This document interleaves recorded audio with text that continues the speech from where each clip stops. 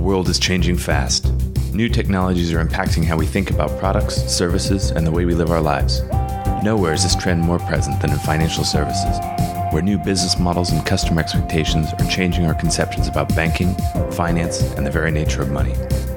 Welcome to Rebank, a visionary podcast about banking, fintech, and the future. The future of banking is here. Hello and welcome to Rebank. I'm your host, Will Beeson. This is part one of a two-part episode.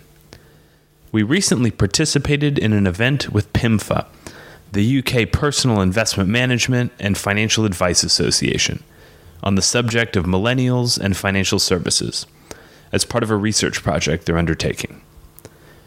The research looks at how people in their 20s and early 30s think about life, work, and the future, and how that influences their financial decisions. The research will culminate in a report, which will be publicly available when it's published in November.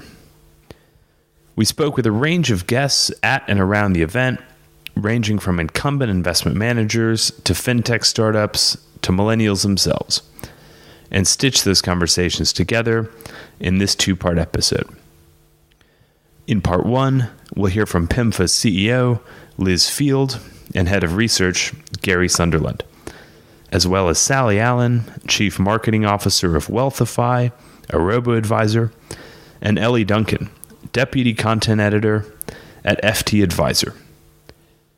In part two of the episode, which we'll release in the coming weeks, we'll hear from Nina Mohanty, Business Development at Fintech Marketplace Platform Bud, and Sophie Winwood, formerly of Innovate Finance, and soon to be with Anthemis, a venture capital firm. With Nina and Sophie, we'll take a deep dive into the way millennials think about life, work, and money. A huge thanks to PIMFA for coordinating the event and facilitating our involvement. As always, connect with us on Twitter, Facebook, LinkedIn, or on our website at bankingthefuture.com. If you like today's show, please subscribe on iTunes or your podcast platform of choice and leave us a review. Thank you very much for joining us today. Please welcome Liz Field, Gary Sunderland, Sally Allan, and Ellie Duncan. Liz and Gary, welcome to Rebank. Hi. Liz, you're the CEO of PIMFA. Yes. Tell us a bit about PIMFA. Well, first of all, what does PIMFA stand for? It's the Personal Investment Management and Financial Advice Association. We're a trade association. And what is a trade association? Well, a trade association looks after the investment managers and financial advice firms within the industry. So we liaise with government, we liaise with regulator. We also fundamentally liaise with the firms themselves to identify best practice and to interpret regulation to enable them to run their businesses. So is there presumably there's a kind of a development, almost a look out. This is the way that market's likely to change. How can we feed this back in and help people stay abreast of new developments? Fundamentally, we're a lobbying organisation, whether that is from a policy point of view or whether that's from a regulatory point of view.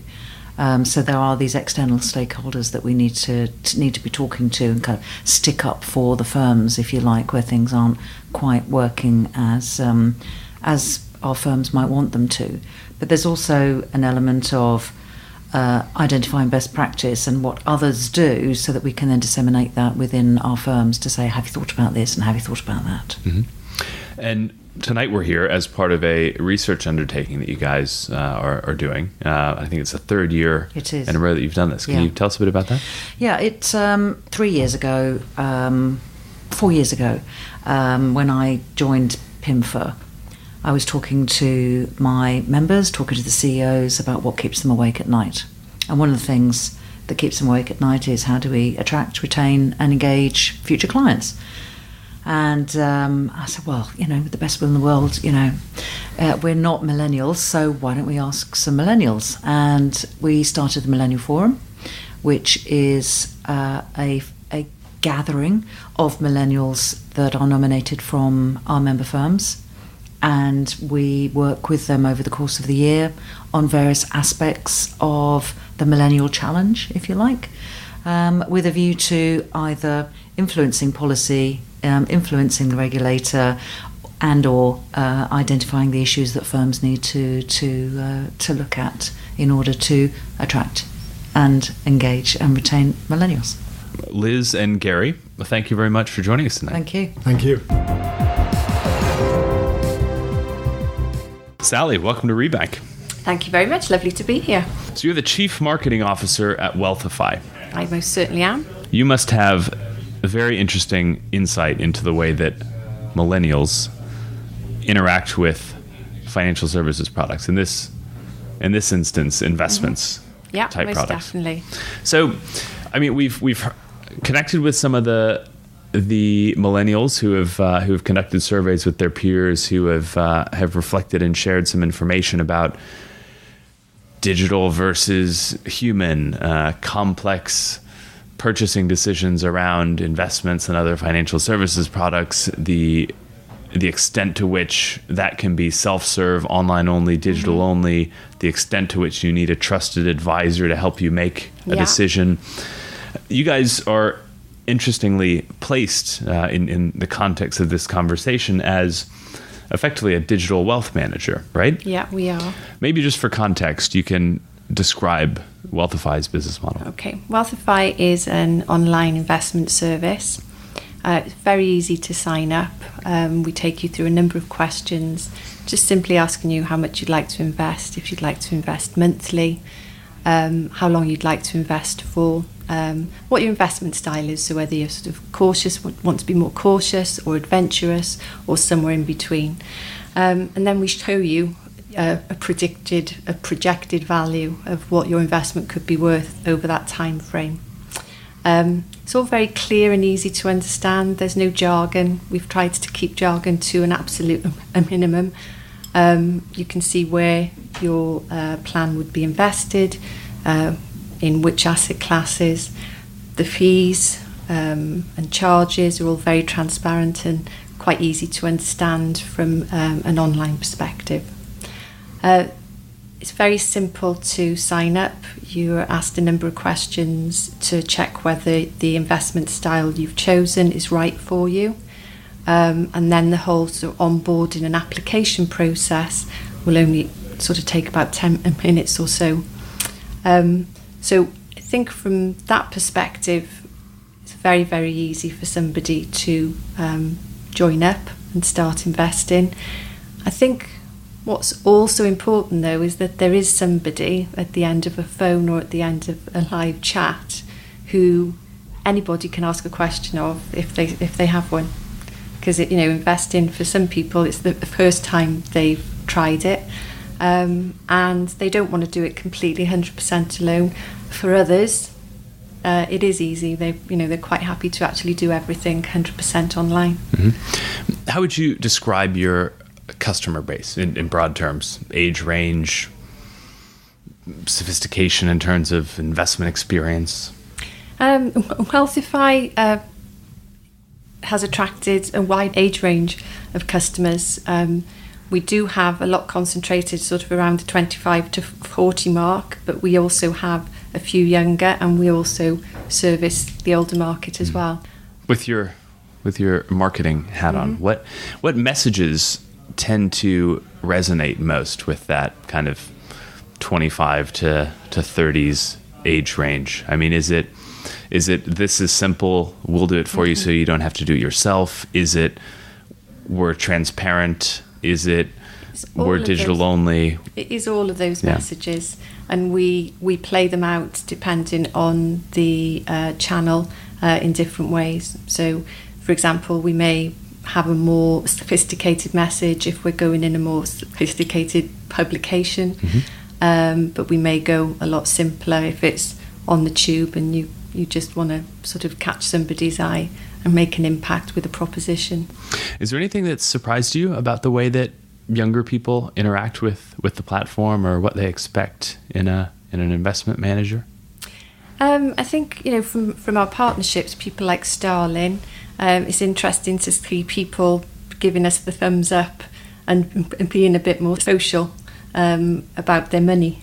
That it's not a taboo and private subject as it can be for an older audience, an older British audience. What shape does that take? It's just that they talk about us on Twitter, they like our page on Facebook, those sort of things. Mm-hmm. And yeah, it's just more sociable overall. And we've also got part of our service is a circles proposition whereby you can invite family and friends to join your circle.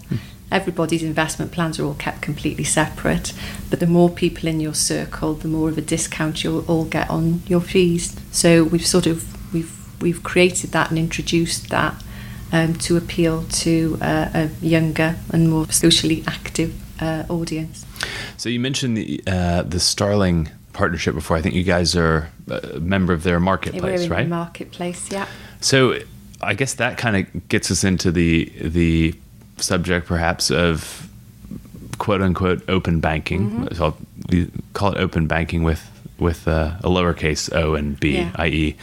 not the stuff that's required coming out of European legislation, but the stuff that's increasingly coming to market through open APIs and the same open architectures that have driven new propositions in other markets. How comfortable, how interested are your customers when it comes to things like linking their Starling bank account to a Wealthify app, transferring information, money between the two, potentially even though you may not be immediately involved in this, but grabbing other parts of their daily lives and beginning to create more of a kind of a unified experience across providers? We joined the Starling marketplace at the end of April, and what we have seen is that it sort of takes off quite quickly, and people are very comfortable in creating that integration, having that integration within their bank account. For us, it's a question of having very secure APIs. The information that's passed back and forth is obviously highly encrypted. People are becoming a lot more comfortable operating their bank accounts in that way, and I think it probably is the younger generation. If we look at the type of customers who are coming through those channels, they are a younger audience who are much more likely to join up to a challenger bank and have that level of openness with their finance. So, provocative question potentially. Obviously, Wealthify and a whole slew of other digital-only fintech propositions they're slick, they're easy to use, they're fast. You're not waiting for an appointment with someone. You're not waiting on hold while your inquiry is investigated. It just happens immediately, anytime, wherever you are. Yeah. That, okay, in the world in which we live, is kind of becoming table stakes for the way that customer expectations, just expect it, right? Yeah, absolutely. Right. So, it's hygiene factor. So maybe we can even set that aside as the way that all businesses need to go, regardless of whether they're online or offline. So that aside, are people interested in the Wealthifys of the world and other robo-advisors because they're just cheaper? And that's effectively the one selling point. And Wealthify is able to deliver lower cost, equal service by being tech only. Yeah. I mean, is it plausible that it's not that people necessarily seek digital only, but that they can access better pricing through digital only offerings? I.e., it's not that people are rejecting the human advisor, especially when it comes to investments. They're simply rejecting higher fees that are associated with that. I think it plays out on lots of different levels. I think there is obviously the whole question around the fees and getting it cheaper, and it's easier to do online. There's other things. It is easier if somebody else is managing your investments for you. Even if you don't go through an IFA and you do a sort of your own sort of online investment broker type offering.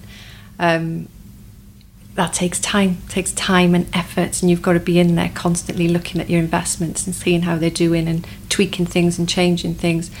The robo advisors are actually, they're taking care of all of that for you, and all you've got to do is check on your phone, check on your app every day if you want to do it every day. I mean, some people start off doing it every day and then they do once a week, once a month, looking to see how things are going overall. So there's lots of different reasons why people would come with somebody like us. So cost, convenience, fact they can keep an eye on things 24/7, the fact that they don't have to have loads of money to invest, they don't have to have loads of knowledge either, So I think they're the main reasons why people come to an online investment service like ours. Sally Allan, thank you very much for joining us today. Thank you very much indeed. Ellie Duncan, welcome to Rebank. Hi, thanks for having me. You're the Deputy Content Plus Editor at the FT Advisor. Yeah, that's right. So Financial Times Online focused at the investments market. Is that right? Yeah, so the UK advisor community and wealth managers, anyone that's kind of managing money for kind of average retail client, if you like, that's who we're writing for on FT Advisor. But it's part of the wider Financial Times group, yeah. So that must be an interesting place to sit if you have on one side this readership who's presumably to a large extent steeped in the tradition of investment advice, investment management, and this evening we're sitting at an event which is looking at the way that younger generations, people in their 20s and 30s, think about investments, investment advice, how they save, what their plans are. I think we'll even get into some interesting topics later around ownership, home ownership. How important is that? Car ownership. How do things like potential developments in self-driving cars, gig economy, how do they shape people's expectations about what they own versus what they rent? So, I mean, in that broader context, I feel like you must have something of an ongoing exchange with your readership around the world as they know it, have traditionally known it, and the expectations that these younger demographics have around investments. Yeah, absolutely. I suppose financial advisors were used to having kind of long relationships with clients who many of them will now be in their 50s, 60s and older. And we'll have sort of retirement plans in place and large savings pots, especially if they've been working for a company that had a generous pension scheme. But now they're faced with the fact that there's a bit of a gap where millennials or just younger generations aren't seeking that financial advice. Possibly because they're not making that initial contact because they're seeking a mortgage, for example. That might have been traditionally the first contact people would make. They'd get a recommendation from a financial advisor and they'd be asking about a mortgage. That's the first big purchase they'd be making, and then that relationship would build from there. But I guess for a lot of millennials, that's not on their horizon at the moment. Saving for a property just isn't possible.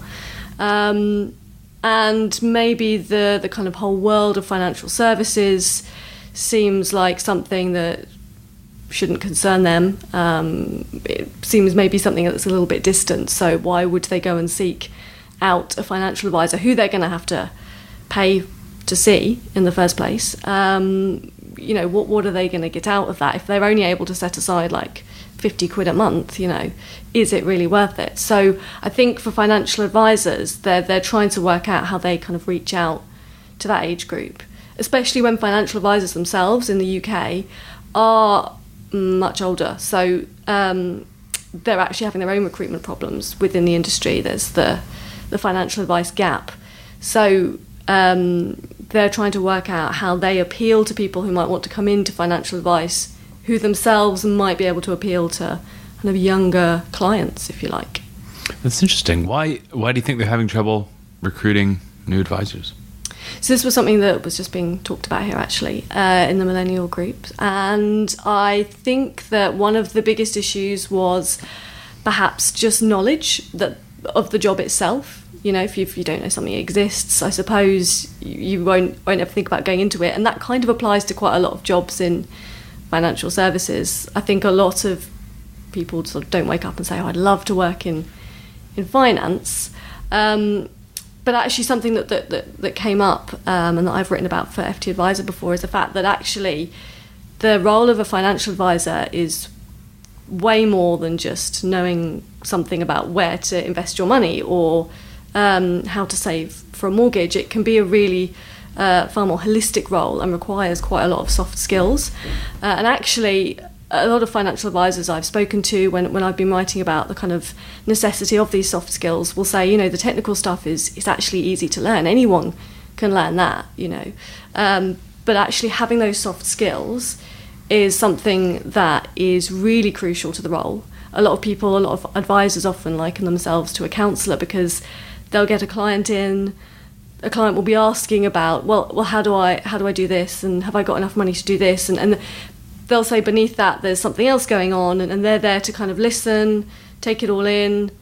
Actually, they spot another issue or another reason why they might want to save up a certain amount of money for something. So the role of a financial advisor basically is far more kind of holistic, I guess. It's not just the kind of technical stuff. And maybe another reason as well is the kind of lack of diversity. Among financial advisors, a lot of them are older men. There aren't too many female financial advisors. I know that some people struggle to recruit more females when they do try to kind of even it out a little bit within their own firms. So I think a point being made earlier in the group, which I think is a really interesting one, is that a lot of women, when they leave school or university, they'll say that they want to go into a caring profession or an educational profession. And finance might come a little bit below that, but actually you can be a kind of caring financial advisor. It can play to all of those strengths. So there is definitely a whole skill set there that perhaps people don't realise you need to be an advisor. I want to ask you about another slightly different subject, which I imagine is also a topic that you guys cover with some regularity. But that I think is related to this conversation around financial advice. Historically, there's always been this misalignment of interests, right? Like you never feel comfortable that you know who the financial advisor is incentivized by. Is it the fees that you're paying him or her? Is it, I don't know, are they brokerage revenues that are being driven by the trading desk that's executing the trades? When someone calls up and says, hey, let's rebalance your portfolio, what's the motivation behind that? Then when it comes to packaged products, well, then it's all sorts of hidden commissions and incentives and soft commissions and all the rest. That model has, I was going to say, is broken. I think it's always been broken. It just maybe hasn't been as directly addressed. Stuff like MiFID II, without getting too technical, has looked to kind of unpick parts of that. But a lot of the solutions we're seeing now, digital solutions, we just connected with Sally from Wealthify. We've had John Stein from Betterment on the podcast in the past. We've had Scalable Capital on the podcast in the past. They're addressing it from a fundamentally different standpoint, and one that for someone like me in my early 30s gives me the confidence that they're actually doing what they can for me, as opposed to looking to maximize monetary incentives elsewhere. What are your thoughts on that? Yeah, I agree. I think that's something that appeals to millennials as well. So they and I speak as a millennial myself. So that kind of model maybe appeals a bit more in that you're right. There's no kind of obvious incentivization going on. There's none of that kind of push for sales that perhaps there was in the past in financial services, which perhaps, in part led to, as you mentioned, MiFID II and also the retail distribution review, which did manage to kind of stop that commission-led system, I guess.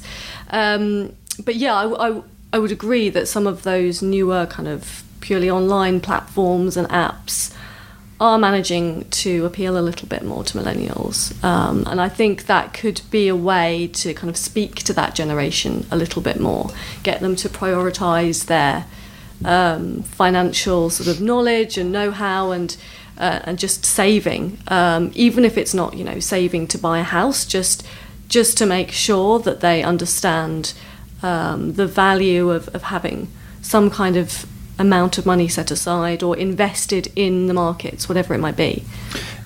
Why do you think it is that saving is so uncommon among young people these days? I think that that's quite a hard question, because I think it's kind of several things. For many people, they just don't have the funds left over at the end of the month to set aside any amount of money. There's probably a kind of shorter term attitude, I guess, and by that I mean, in the past people would leave school or university and they might find a job at a company and they'd expect to stay there possibly for the rest of their life, but at least for sort of 15, 20 years. In that time, they'd build up a pretty good workplace pension pot, so they kind of didn't have to think too much or worry too much about their financial security. There was an element of that. Now I think that there are more kind of 0 hours contracts, jobs. People are expected to work more flexibly, but also possibly for less money, particularly when companies are taking on sort of graduates, people in their 20s. Wage growth has been sort of non-existent in the UK for the past few years, and I think that's really affected kind of the millennials. They were also some of the first people to sort of lose their jobs in the 2008 crisis. So I think the savings culture has kind of dwindled a bit as a result of kind of all of those factors kind of combined. And out of that has come a kind of lack of trust for financial services. So I think people are more reluctant maybe just to put their money into some of these banks. They're worried about what's going to happen if there is another kind of financial crash. Will they see that money again? And for a lot of people, financial services is just mired in its jargon that they don't understand. What's an equity? What does it mean to invest in equities? Well, if I don't quite know what it means, I'm probably not going to go and do it. I'll probably just leave my money in a current account or a really basic savings account in the bank. And to be honest, a lot of the banks haven't really tried to ditch that jargon. As I say, I'm a millennial, and the banks have been pretty good, some of them, not all of them, at the online banking stuff, but I still get post through the door leaflets from my bank and other sort of the major high street banks trying to just sell me a credit card or something that's kind of a product that's just not relevant to me. So it goes straight in the bin, and I kind of think that seems quite an old-fashioned way of marketing to someone. You can see how much, in the case of my own bank, you can see how much I have in my account. You can sort of see my financial situation. So you must be able to kind of understand how to target me. It seems that maybe they just themselves are kind of bogged down in so much other regulation and just paying the price, I guess, for some of the mistakes they made during the crisis, that actually they just assume that their younger customers are going to stay with them forever. But I think they run the risk, if they don't try and speak to millennials, they do run the risk of losing them, I think. And I think sort of for millennials, that kind of savings culture has kind of come under pressure a bit. They just, rents are high, wage growth is low. It's kind of fairly easy maths. When you write about some of these challenges, I imagine you either comments left on the site, or I don't know, letters in, or from time to time you'll bump into readers and have conversations. Does the stuff you write when you kind of identify, flag some of these issues, talk about changing consumer preferences amongst 20 and 30-year-olds, do those messages resonate with the traditional readership? Do people see this kind of changing world, or are people more maybe entrenched in their traditional ways of thinking? I think they do see the changes that are happening. I mean, for some financial advisors, I suppose their client base may continue because if they have a kind of wealthier client base, it's often the case, and I should say that for a lot of financial advisors now, because of the costs of doing their job and some of the regulatory pressures, they really do focus on the high net worth clients. They can't afford to actually have clients that perhaps have smaller pots of money. So if they're dealing with those high net worth clients, for a lot of them, they'll be passing on significant wealth to their children, the generation after them. So for some financial advisors, there is actually a pipeline of business because this family wealth is being passed along. So it's, in that sense, they maybe feel, some of them, a little bit like they don't need to change anything. I suppose as long as they target those high net worth individuals, there's going to be a kind of pipeline of business. But yeah, they do recognise there are changes. I think for some advisor firms, they want to be able to go out to the people that have smaller pots of money, and millennials as well, and they want to be able to do that. But actually, they're often held back, as I say, just because of the costs of running their business now, and some of the kind of regulatory pressures that are being put on them. So their model is actually a little bit more inflexible in a way sometimes. But yeah, it is definitely an issue they recognise, I think. Interesting. Great. Well, Ellie, thank you very much for joining us. Thank you for having me. Thanks for tuning into Rebank. If you like today's show, reach out. Follow us on Twitter at Rebank Podcast and join the conversation. For more on banking, fintech, and the future, check out our regular content at www.bankingthefuture.com.